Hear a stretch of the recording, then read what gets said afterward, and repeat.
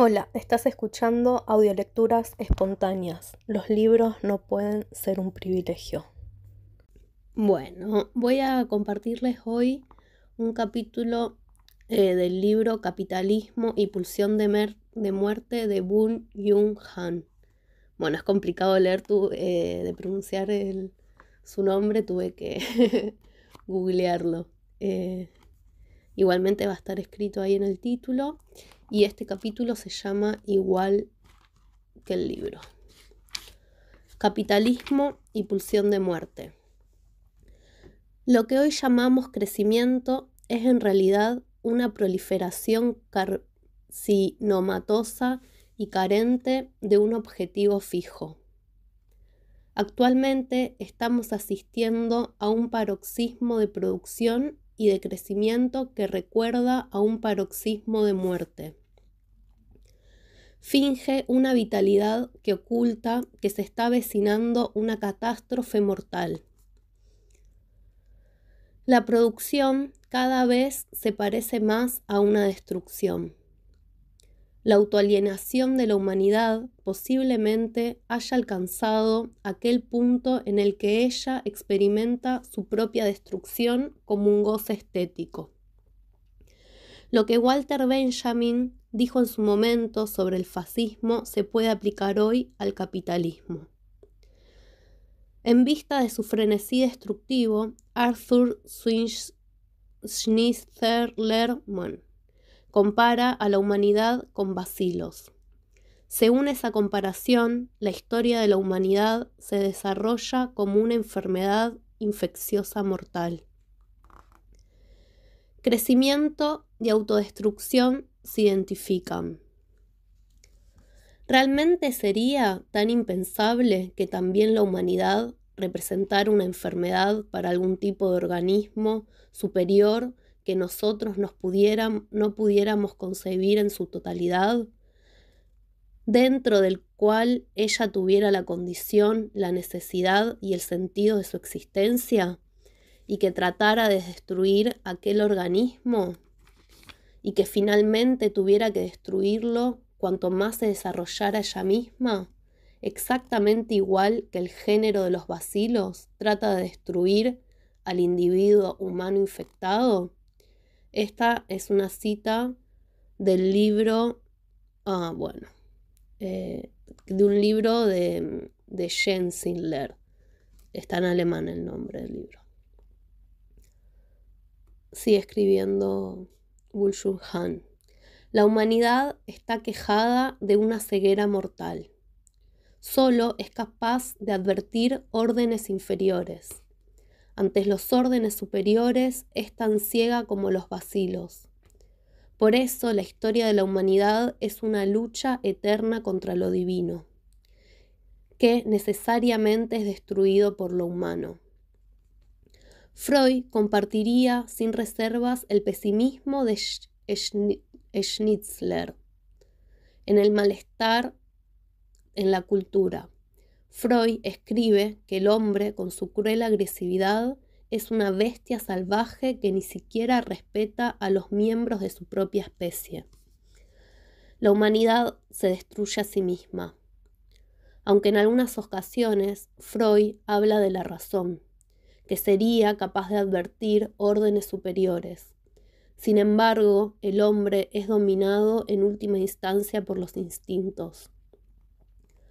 Para Freud, la causa de las tendencias agresivas es la pulsión de muerte.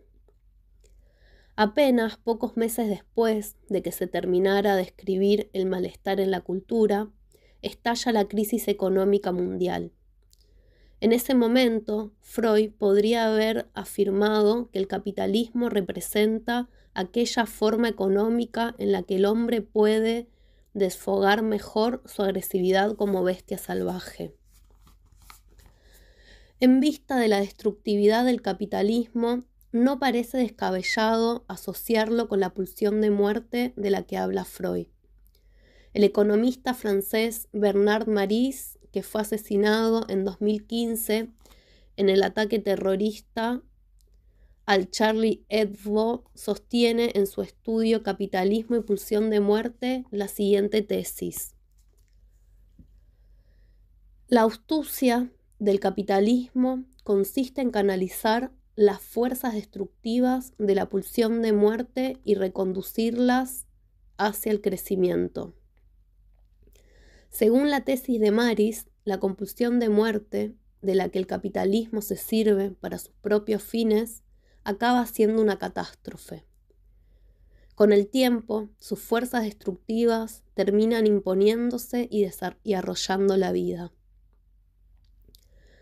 ¿Realmente la pulsión de muerte freudiana es apropiada para explicar el proceso destructivo del capitalismo?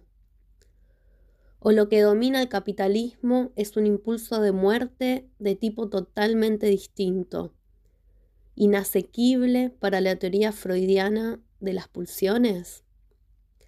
Freud hace una fundamentación puramente biológica de la pulsión de muerte. Él especula que en algún momento una enorme aplicación de fuerza despertó en la materia inerte las propiedades de la vida. La tensión que entonces surgió en la materia anteriormente inerte trató de eliminarse. Así es como surgió en el ser vivo el impulso a regresar al estado inerte. Había nacido la pulsión de muerte.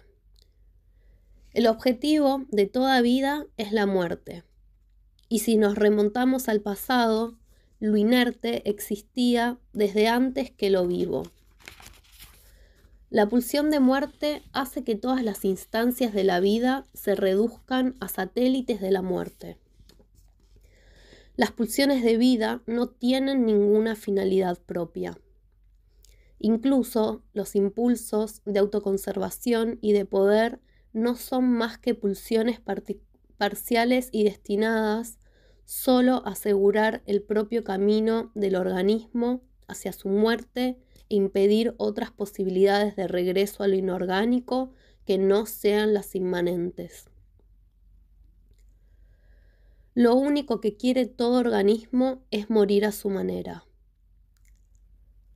Por eso se resiste a las influencias externas, que podrían ayudarlo a alcanzar su objetivo vital por el camino más corto, por cortocircuito, digámosle así. La vida no es otra cosa que el hecho de que cada uno de los seres vivos está vuelto hacia su propia muerte. Es evidente que la idea de la pulsión de muerte ejerció sobre Freud una fascinación permanente. A pesar de su vacilación inicial, se aferró a ella. El supuesto de la pulsión de muerte o de destrucción tropezó con resistencia aún dentro de círculos analíticos. Al comienzo, yo había sustentado solo de manera tentativa las concepciones aquí desarrolladas, pero en el curso del tiempo han adquirido tal poder sobre mí que ya no puedo pensar de otro modo. Esa es una cita de Freud del libro El malestar en la cultura. Sigue Woo-Shu Han. La idea de la pulsión de muerte fascina tanto a Freud porque se puede aducir como explicación del impulso humano de destrucción.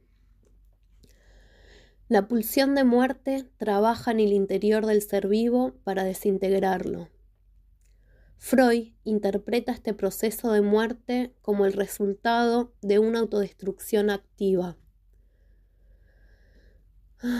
Por eso, la primera forma como se manifiesta la pulsión de muerte es la autoagresión. Solo la pulsión de vida, el eros, se encargaría luego de que la pulsión de muerte se dirija hacia afuera contra los objetos. La agresividad hacia los demás protege al ser vivo de su destrucción. Vuelve a hacer una cita de Freud, del mismo libro. Así, la pulsión sería compelida a ponerse al servicio del eros, en la medida en que el ser vivo aniquilaba a otro, animado o inanimado, y no a su sí mismo propio.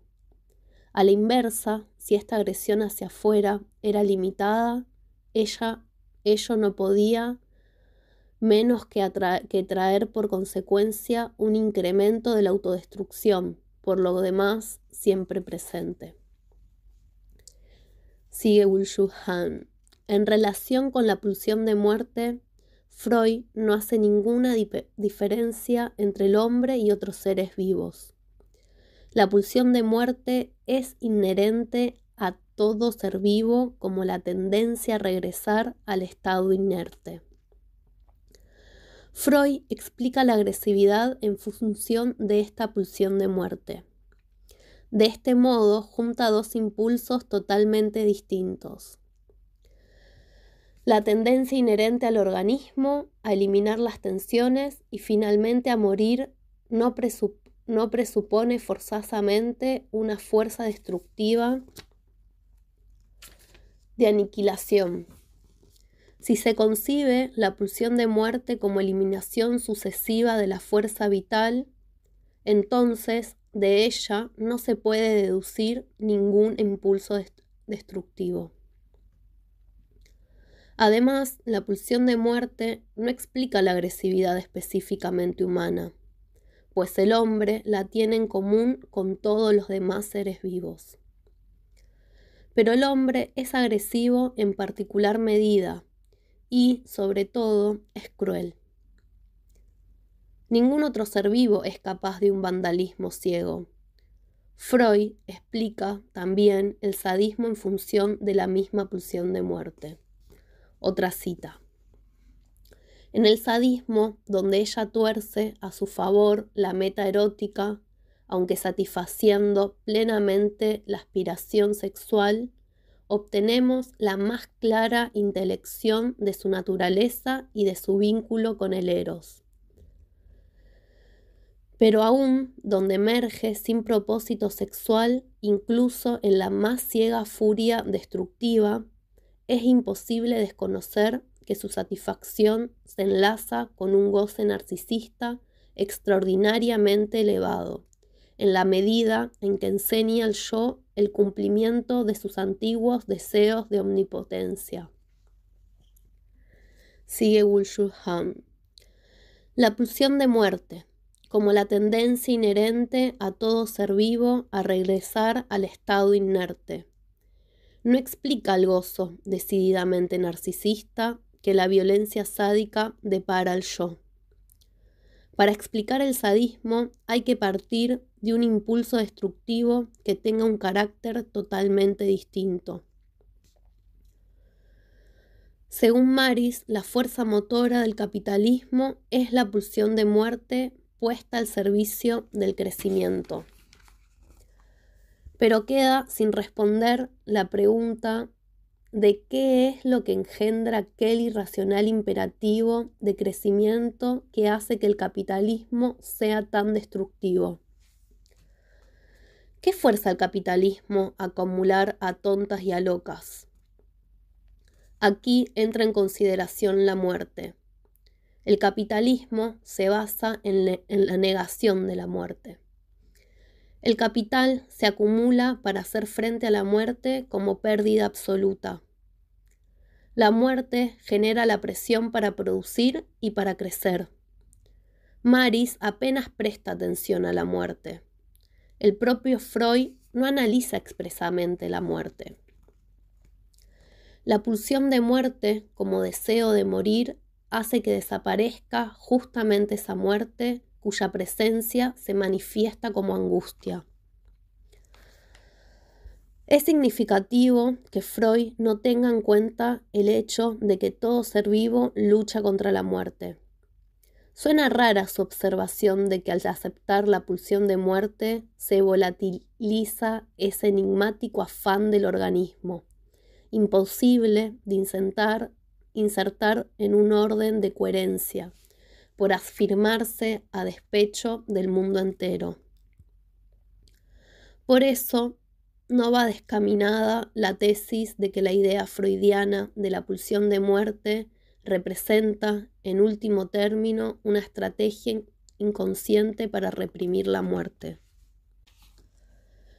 La agresividad específicamente humana, la violencia, guarda estrecha relación con la conciencia de la muerte, que es exclusivamente del hombre. La economía de la violencia es dominada por una lógica de la acumulación.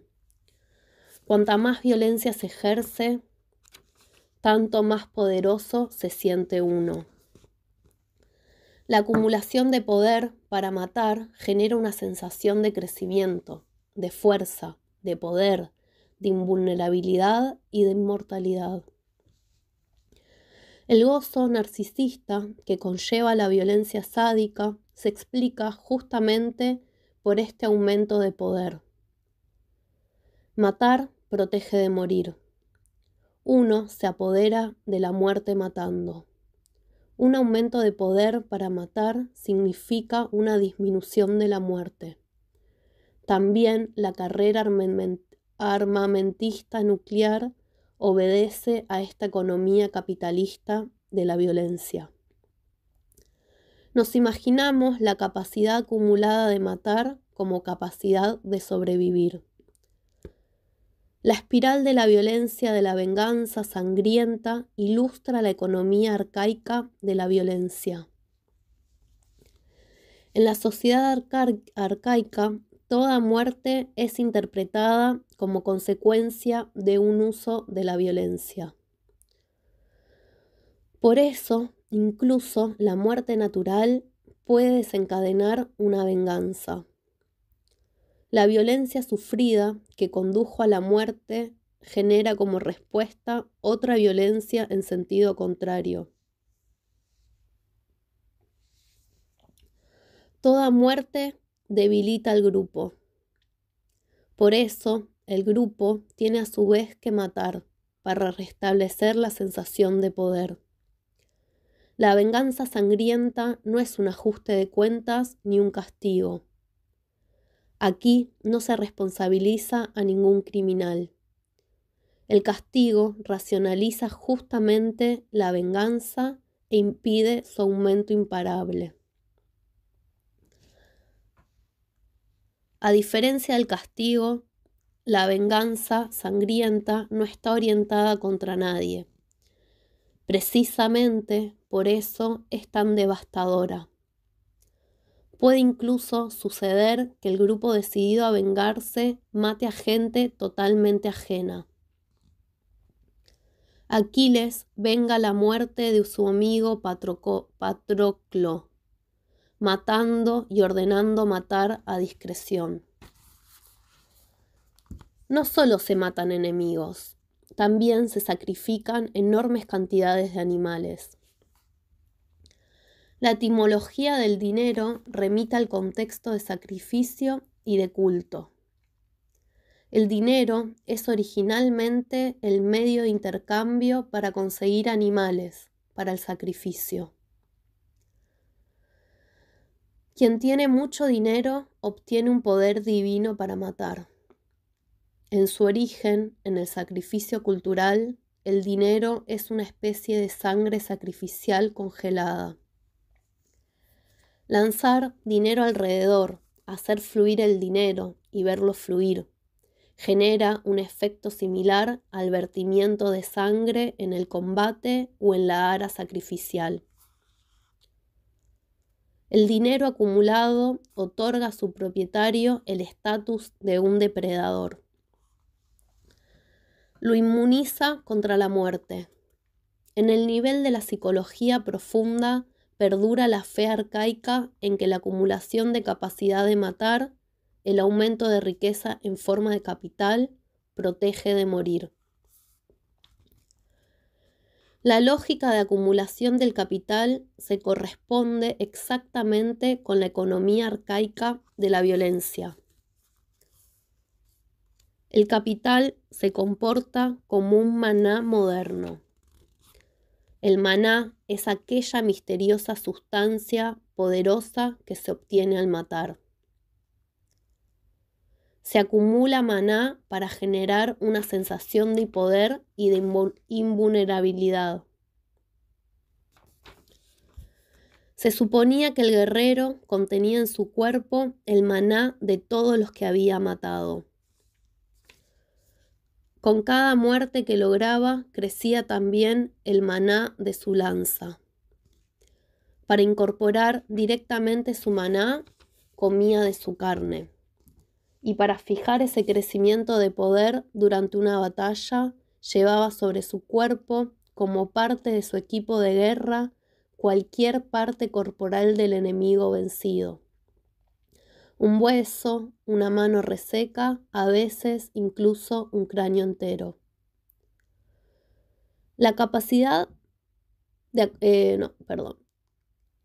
La acumulación de capital tiene el mismo efecto que el maná.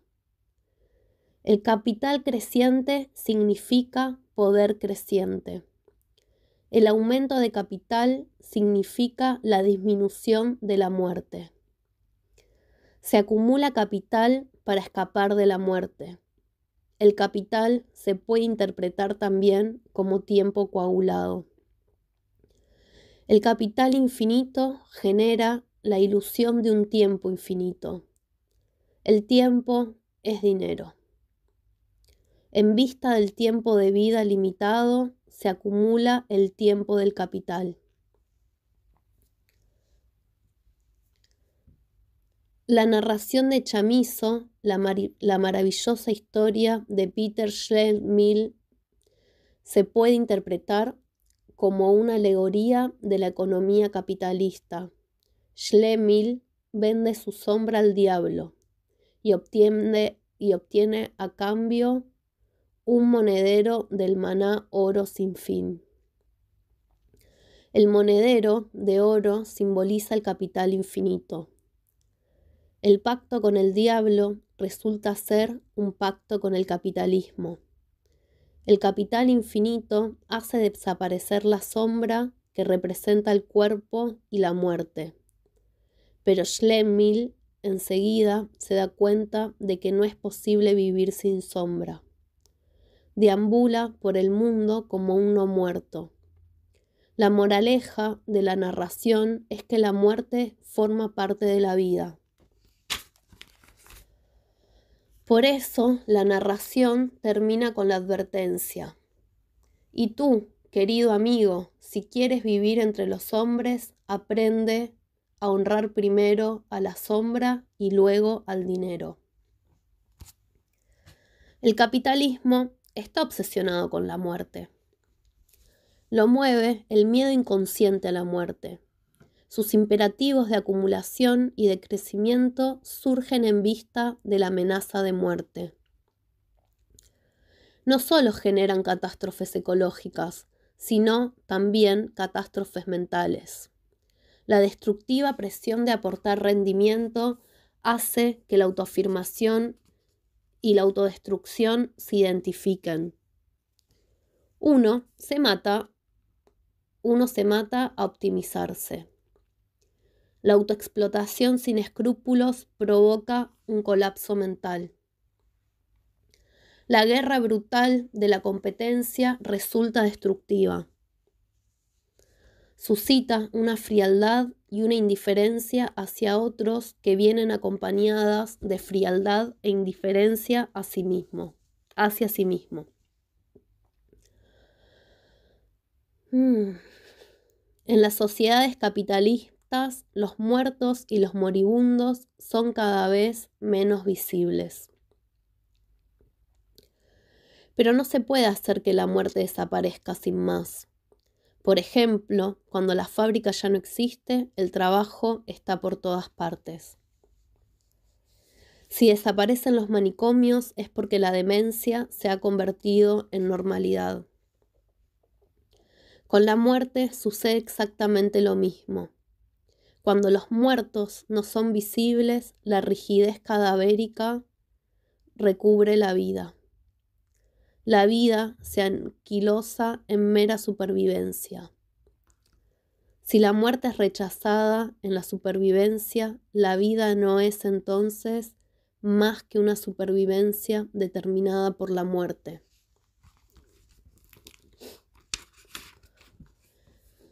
La separación de vida y muerte que constituye la economía capitalista genera la vida no muerta, la muerte en vida.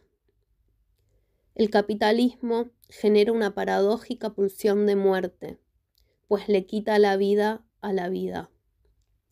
Su afán de una vida sin muerte acaba siendo mortal. Los zombies del rendimiento, del fitness o del botox son fenómenos de la vida no muerta.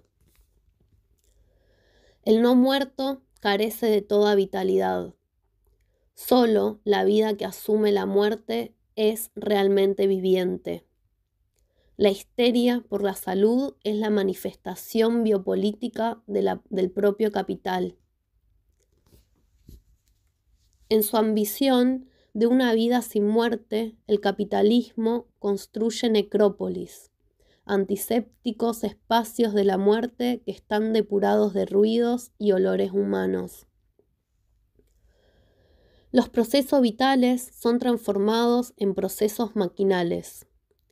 El ajuste total de la vida humana a la función es ya una cultura de la muerte. El principio de rendimiento asimila al hombre a la máquina y lo enajena de sí mismo. El dataísmo y la inteligencia artificial cosifican el propio pensamiento.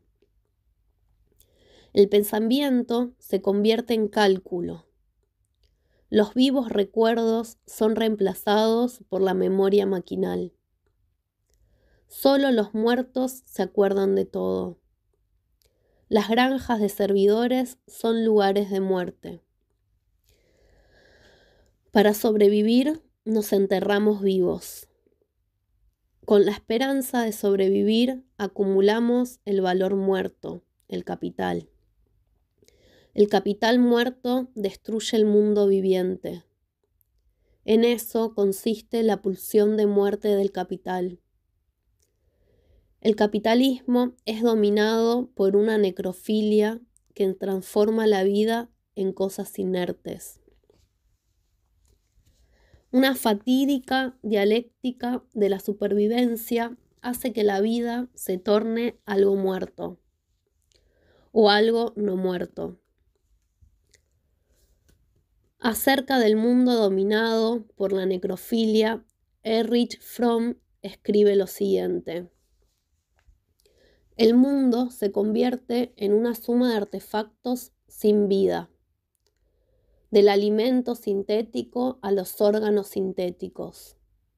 El hombre entero se convierte en parte del mecanismo total que él controla y que simultáneamente lo controla a él. Aspira a fabricar robots que serán una de las mayores hazañas de su mente técnica. Y algunos especialistas nos afirman que el robot apenas se distinguirá de los hombres vivientes. Esto no será una hazaña tan asombrosa, ahora que el hombre es difícil de distinguir de un robot. El mundo de la vida se ha convertido en un mundo de no vida. Las personas son ya no personas, un mundo de muerte. La muerte ya no se expresa simbólicamente por heces ni cadáveres malolientes. Sus símbolos son ahora máquinas limpias y brillantes. La vida sin muerte, la vida de los no muertos, es una vida cosificada y maquinal. Por tanto, la inmortalidad solo se podrá alcanzar al precio de la vida.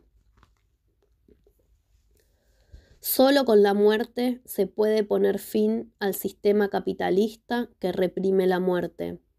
Baudrillard tiene en mente un particular impulso de muerte que él opone a la versión freudiana de la pulsión de muerte y radicaliza convirtiéndolo en una revolución de la muerte.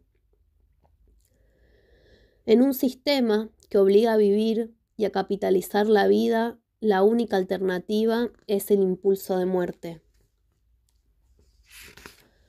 La revolución de la muerte, al hacer que ella intervenga, obliga al sistema capitalista, que básicamente niega la muerte, a encararla y lo expone al intercambio simbólico con ella.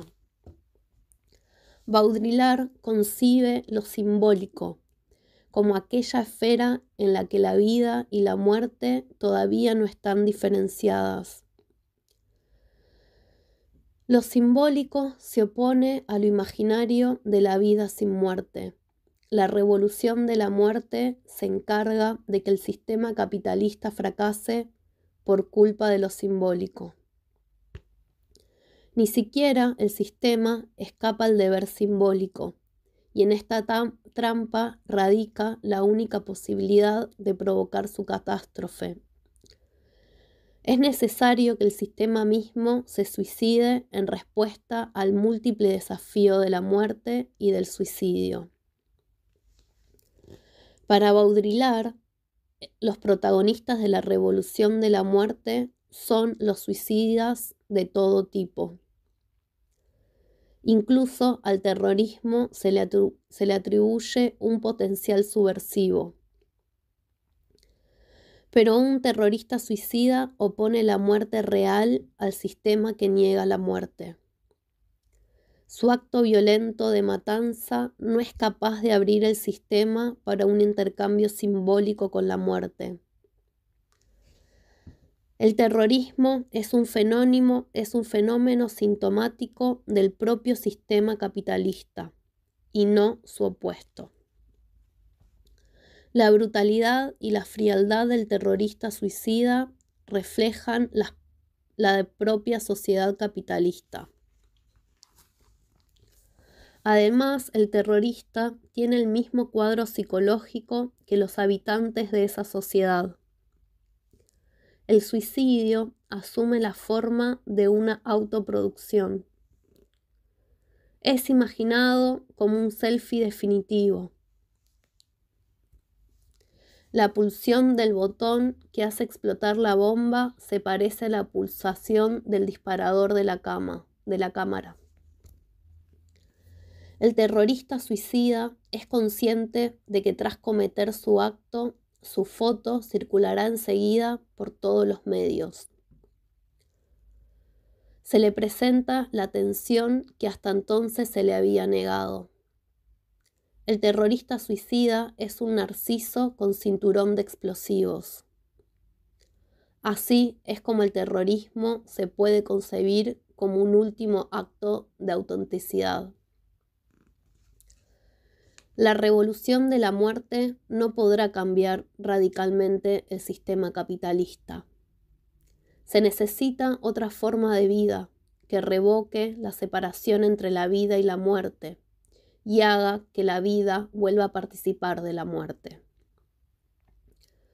Toda revolución política tiene que ir precedida de una revolución de la conciencia que devuelva la muerte a la vida. Hay que tomar conciencia de que la vida solo es viviente en un intercambio con la muerte y de que el rechazo de la muerte destruye todo presente vivo.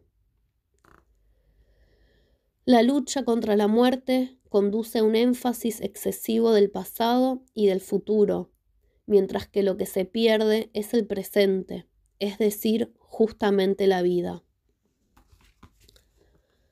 La muerte, como fin de la vida concebida biológicamente, no es el único tipo de muerte, y ni siquiera el único tipo verdadero.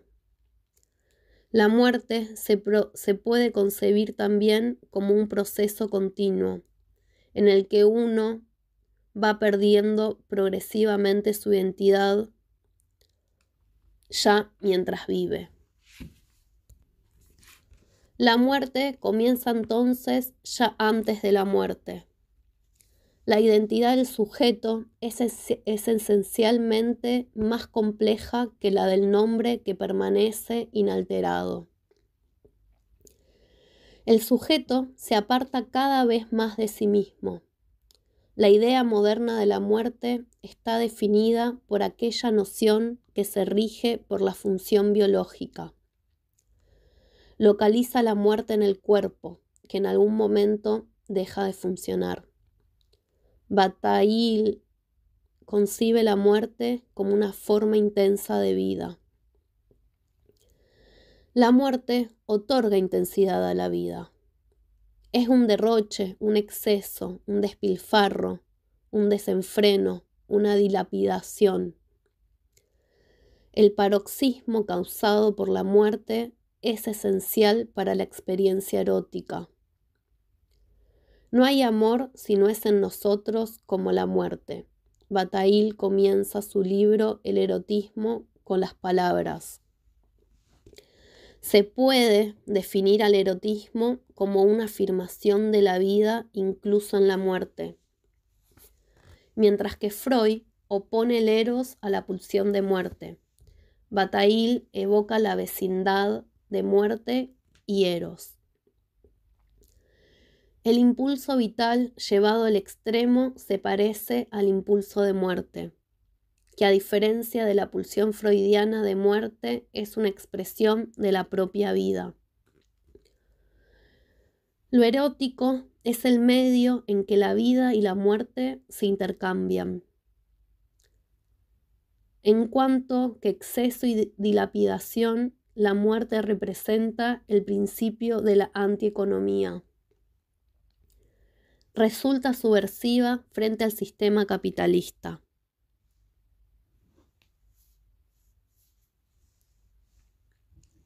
En un sistema donde la vida está regida por el valor y la utilidad, la muerte se vuelve un lujo inútil y la única alternativa. El erotismo es una aventura de la continuidad.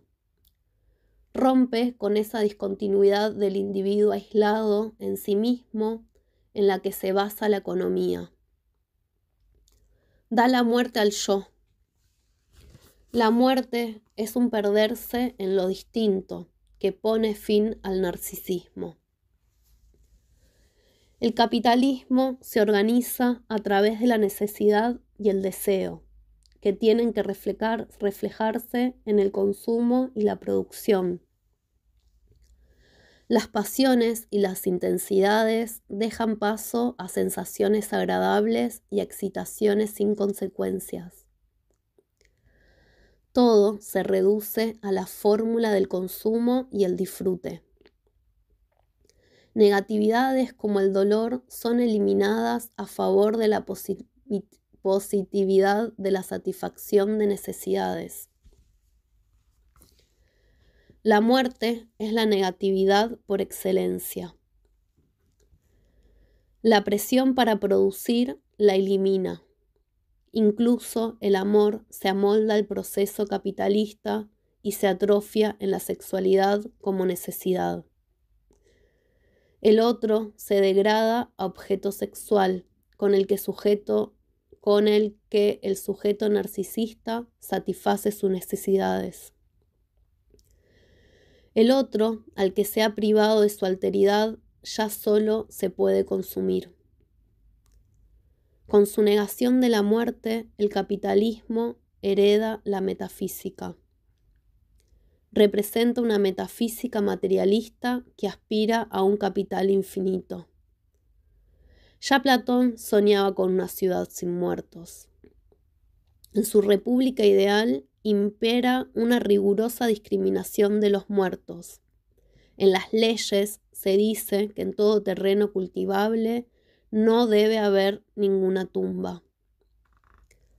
Las tumbas tienen que estar situadas de tal modo que no representen ningún inconveniente para los vivos. No hay que tener a los muertos en casa más de lo necesario, pero como mucho, 3 días y eso con el único objetivo de constatar que la muerte no es solo aparente. Platón prohíbe a los vivos todo intercambio simbólico con la muerte. Los muertos nos evocan a la muerte que hay que reprimir.